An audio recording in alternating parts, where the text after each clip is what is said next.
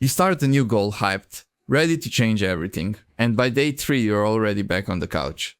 Everyone blames willpower. Wrong. That crash isn't random, it's not weakness, it's a pattern wired straight into your brain, and once you see it, you can break it for good. I've used this exact reset with thousands of guys who'd failed at consistency more times than they could count. Doesn't matter how many times you quit before, this isn't hype, it's a system, step by step, and by the end you'll know exactly why you crashed and exactly how to stop it. Forget 3 days of motivation, we're building 3+ years of consistency, the kind that survives bad weeks, bad moods, bad luck. Most people chase a streak. You're about to build something that doesn't care if you feel like showing up, because showing up stops being the hard part entirely. Quick gift before we start. I put together something called the Deep Reset, 12 shifts that rebuild your focus, your energy, your discipline, even if motivation's been dead for months. It's free, links in the description, grab it and come back, because number 1 is where this gets real. If you're serious about actually finishing what you start this year, subscribe now fellas, this is the stuff nobody hands you at family dinner. And here's the first truth, when your motivation fades after a few days, that's not a flaw in you. That's a flaw in how motivation itself was ever built to work. Here's the myth nobody teaches you.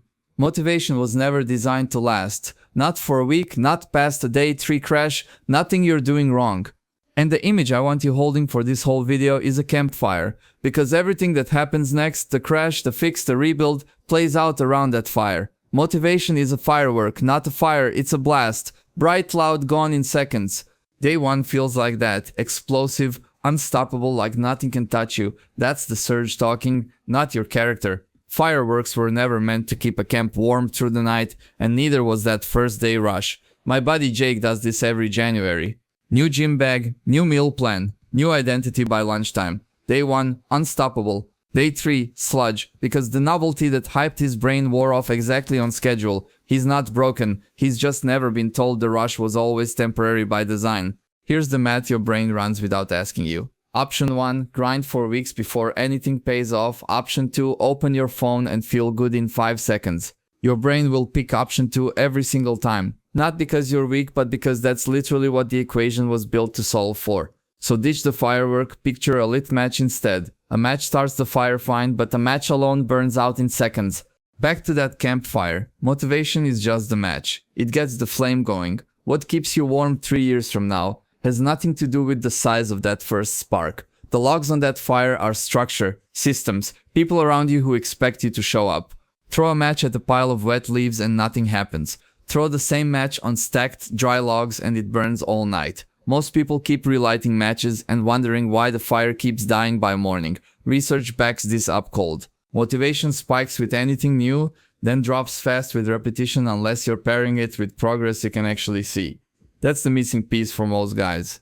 No visible wins, no reason for the brain to keep believing the fire's worth feeding, so it quietly lets it die. But here's the part that actually explains why your brain sabotages you on purpose, and once you hear it, you'll never look at a lazy Sunday the same way again. Because it's not that you stopped caring about the goal. It's that something deeper hijacked the entire reward system without asking permission. Losing steam after day 3 isn't a character flaw, it's a biological dip, measurable, predictable, happening in brains all over the world at the exact same rate. Your brain starts scanning for anything that pays out faster, easier, sooner. That scan isn't rare, it's not personal, it's just what tired brains are built to do. Scrolling beats scripting every time your brain gets to vote. Quick wins, fast feedback, something that feels rewarding right now, that's what it's hunting for. Building something meaningful takes patience most people never trained for, so the phone wins, the snack wins, the nap wins, and the real goal quietly loses again. Here's the trap. Editing your video, writing your pages, hitting the gym, none of that pays out today. But a video on your feed, a bag of chips, a nap on the couch, those pay out instantly. Your brain isn't broken for choosing the instant payout, it's just never been shown a faster win worth choosing instead. Here's something most people never think about.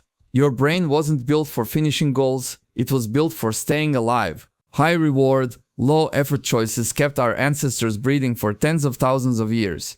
You're not fighting laziness. You're fighting a survival machine that thinks a snack today beats a body next summer. That's also why watching someone else's grind feels better than starting your own. Someone else's vlog, someone else's transformation, someone else's discipline, all consumed in minutes with zero effort from you.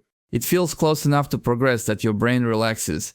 It isn't progress, it's a very convincing substitute. and it costs you the actual rep. Picture your brain with two pedals. The gas pedal fires the second the new idea shows up, ideas, plans, 5-year visions, all free, all instant. The brake pedal slams down the moment actual effort's required. That's why you've got 40 brilliant plans in your notes app, and maybe 2 of them ever left the driveway. You think you want the big goal. What you actually want, according to your own brain's default setting, is something easy that works right now. Those aren't the same want, and confusing them is exactly why the gap between your plans and your results keeps getting wider every single year you ignore it. But actually, the real reason most people fail isn't willpower at all, it's design. Most goals only pay off weeks or months from now, with nothing built in to reward the guy showing up on day 2. No feedback, no proof it's working, just faith. And faith alone rarely survives a bad week. Jake's gym plan promised visible abs by month 3. Nothing by week 1, nothing by week 2, so by day 4 he quietly stopped going. He didn't lack discipline.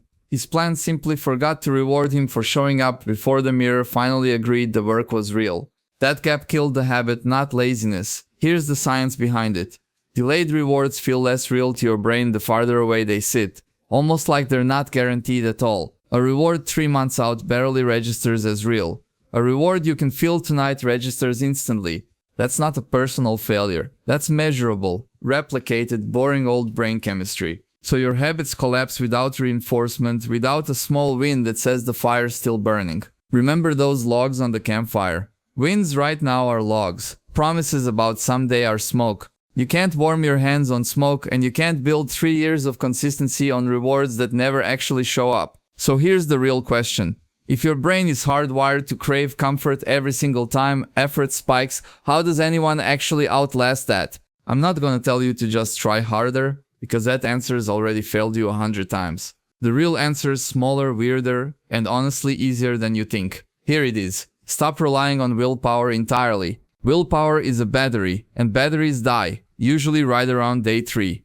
Removing resistance works differently. It doesn't ask you to fight the craving for comfort, it just makes the hard thing quietly easier to start than the easy thing, and that changes everything downstream. Everyone loves saying just be more disciplined. If that actually worked, every gym in the country would be full of millionaire bodybuilders and nobody would ever quit anything.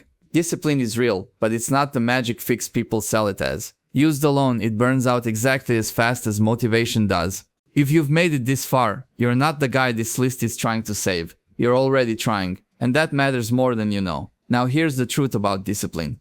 It matters most in the small moments. When effort feels light, not the moments when everything already feels like lifting a truck alone. Real consistency was never about gritting your teeth through resistance. It comes from lowering the resistance before you even start. Fighting friction every single day is exhausting, and exhausted people quit. Removing friction before it exists means you're not fighting anything at all, you're just moving, which is a completely different game. Your brain is lazy by design, and that's not an insult, it's an energy budget. Every wasted calorie once meant less chance of surviving winter. So it resists anything that burns energy without a guaranteed payoff. That ancient budget is still running today, quietly vetoing your 6 a.m. alarm before you even open your eyes. Jake wants the result badly, he'll tell anyone who listens, but wanting isn't the same as doing, and every time the task got hard, his brain hit the brake regardless of how badly he wanted the outcome. That gap between wanting and doing is where almost every failed goal actually dies quietly. Routines collapse fastest exactly when you need them most. Tired, stressed, overwhelmed, running on 4 hours of sleep. That's not coincidence. That's when resistance feels heaviest and your brain's brake pedal slams hardest. A system that only works when you're rested isn't really a system. It's a fair weather habit waiting to fail you. Think of your whole system like a slide. Angle it wrong and every single day feels like climbing uphill just to start. Angle it right and gravity does half the work before you've even tried. Most people never check the angle, they just blame themselves for how heavy the climb feels every morning. The goal is a habit so effortless to start that skipping it takes more energy than doing it. Play your gym clothes out the night before, open the document instead of the app. Small angle changes on that slide, and suddenly gravity is pulling you toward the version of you that actually finishes things. That's what makes you consistent even when your energy sits at 20%. Not more discipline, not more hype, just less friction between you and the first step. Guys who look unstoppable from the outside usually just built a slide instead of a mountain. Nobody tells you that part. Because it's less exciting to sell. If any of this is landing, that free Deep Reset ebook I mentioned earlier does exactly this. It's built to strip resistance out of your day so you can take action even on the days motivation's completely gone missing. 12 shifts, no fluff, links in the description, and it costs you nothing but 2 minutes. But here's what nobody warns you about. Even the best system on earth cannot stop you from crashing eventually. Question is, what happens the day you fall off completely, miss a week, lose the thread entirely? Because how you handle that exact moment decides whether this becomes permanent or just a rough Tuesday. Picture it. You missed 4 days straight, the streak's dead, and now some part of you just wants to wait until everything feels aligned again before trying.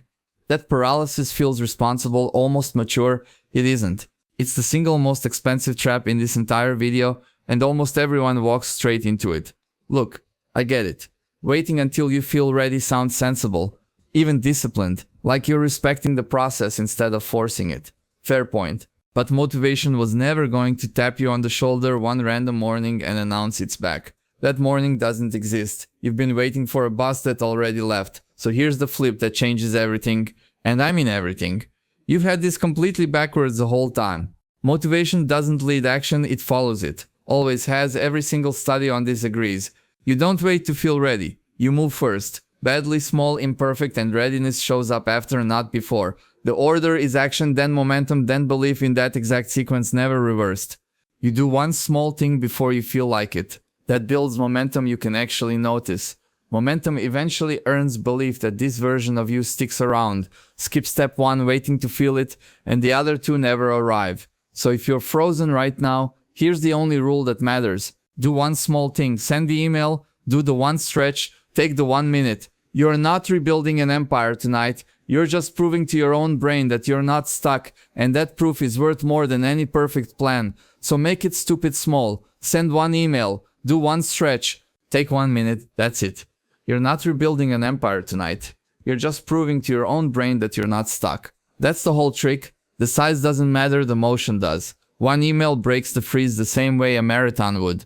And here's where this stops being just a productivity trick, because it shows up somewhere ancient too. In the Quran, Maryam, the mother of the Prophet Isa, is alone in labor. No help, no comfort. Completely isolated, in pain, convinced she can't go on. If anybody ever had an excuse to just freeze, it was her. So what's she told to do in that moment? Not to fix everything.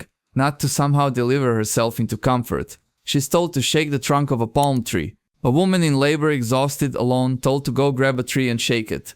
On paper that sounds almost absurd, honestly. But the point was never that her shaking that trunk was what produced the dates that fell. She wasn't strong enough to cause that result, and she didn't need to be. The only thing asked of her was the action itself, the offering, not the outcome. That distinction changes everything about how you should see effort. Because once she moved, once she actually shook that tree, that's what unlocked the support she needed.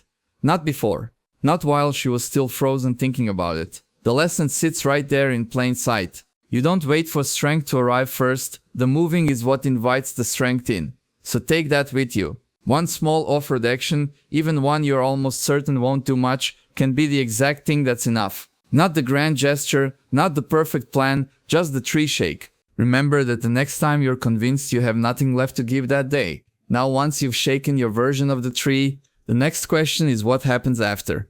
Because moving once is great, but life doesn't hand you one clean shot and then leave you alone forever. You're going to get knocked down again. So now we build the part that catches you before you crash next time. Before it turns into another full restart. Here's the truth nobody wants to hear.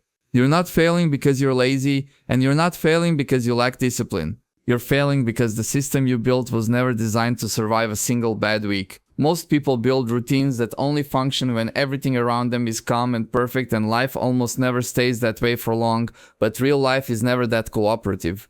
You get sick, you travel, work gets heavy, and you miss a few days without meaning to. That's not a character flaw, that's just being a human being living an actual life. The problem isn't the missed days themselves, the problem is what your system does the moment those days happen.